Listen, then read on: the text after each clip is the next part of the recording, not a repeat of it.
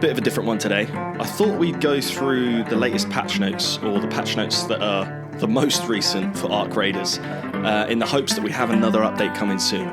There's a lot of talk online about what people want or what people are after, so hopefully some of those requests are acknowledged or even implemented in the near future. More on that in a little bit.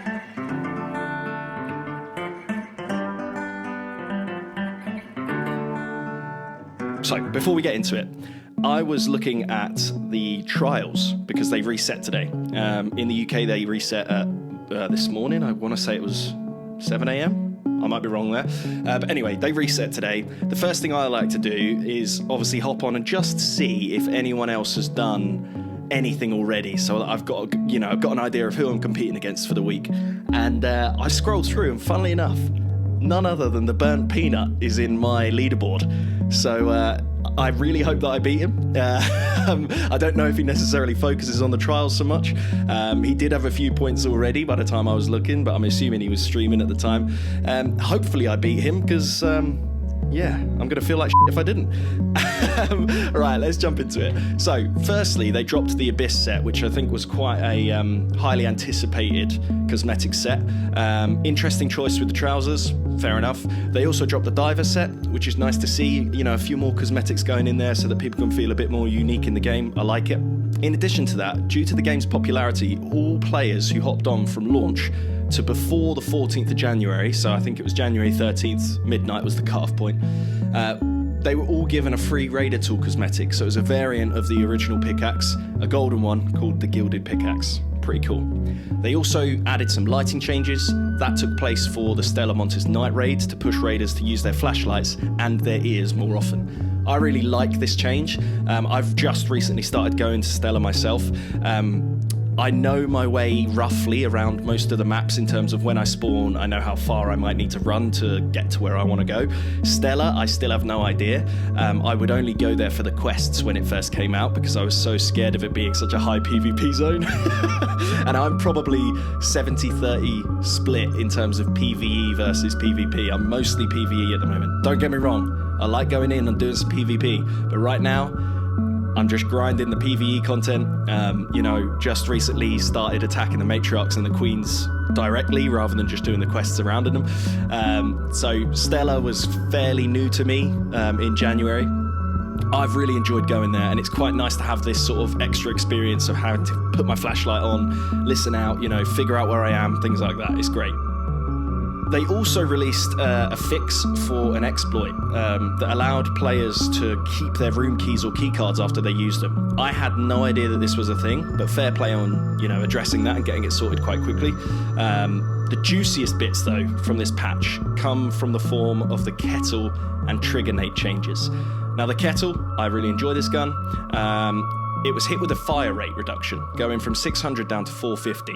Personally, I'm on controller, so I haven't noticed that change, but you do see a lot of talk online about macros, and apparently that was actually the only way people were able to get to the highest fire rate of the kettle was by using a macro. It wasn't physically possible otherwise. So that's quite interesting. I'm glad they've made this change. I've used the kettle. You can see it in the clips that I'm showing now. It is still a viable option. It is a good gun, but there's loads of guns in this game. There's going to be even more coming up hopefully soon. Branch out. If your kettle has been ruined because you were using a macro, find something else and, stop using a macro, dude.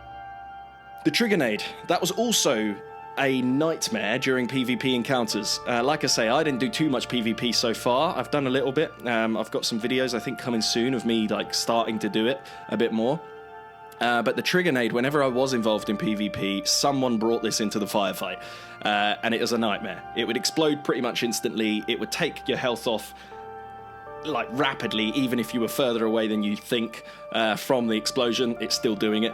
But what they've done is they've added a delay before exploding, so it's not going to always explode in the air immediately. It's going to have, I think they just over doubled the delay from when you press the activation trigger for the trigger nade to explode. It takes that long before it, then explodes. I think it's 1.5 seconds, which is good. That's lovely stuff. Now, to wrap up, what would you like to see in Arc Raiders? I had a thought the other day where I don't know if I'm going to get a bit of heat for this. I've come from I've played loads of games over the years. I grew up on things like Crash Bandicoot and obviously early PS1 as well. But in more recent years, I've been playing, your Call of Duties, your Battlefields, things like that. Now, Call of Duty, think what you think about it, but one thing I always used to enjoy about it was actually camo grinding. It gave me something to do. Some years were better than others. I liked it more when you had multiple different challenges for different camos, because it made me play differently and learn new skills. Some people don't like that. They preferred it where it was just headshots, like it is. I think it's currently that now. But yeah, I used to like mixing it up and things like that. Now, what I am saying for Arc Raiders, I think we could do with even more customization options. If that means customizing the weapons with trinkets, paint jobs, camos, whatever, I think that can only be a good thing. You can make them paid if people really want to do that, help fund Embark to keep releasing content. I get it. But if we had challenges or sort of, accolades that we could earn to then earn these cosmetic items for our guns as well, I think that would be a good thing. It doesn't necessarily need to be, oh, you can only get this camo through PvP. I think if they just had the Pharaoh, you have to do X amount of damage with the Pharaoh before you get this level of camo, and it's like a red paint job or whatever. And what I would like is if that would then, it's your customization. So, you've put a little duck keychain on it. It's a red Pharaoh, just for argument's sake. But then when you die, the enemy picks up your gun, it keeps that camo for the duration of that match so that they get to see what your design was. Or, you die and your teammate picks it up to bring into your next raid, he sees it. Things like that. I just think that would be quite cool. Or, with the challenge side of things, you could go the other way with it and go, actually, no, if you want to get this specific camo or this specific paint job or this specific trinket, you've got to do PvP, and you've got to go down that track to try and get it. And then that would encourage the game to sort of adapt and change. But what I don't want to take away from is that core gameplay loop of go in, get the best gear you can, and get out alive.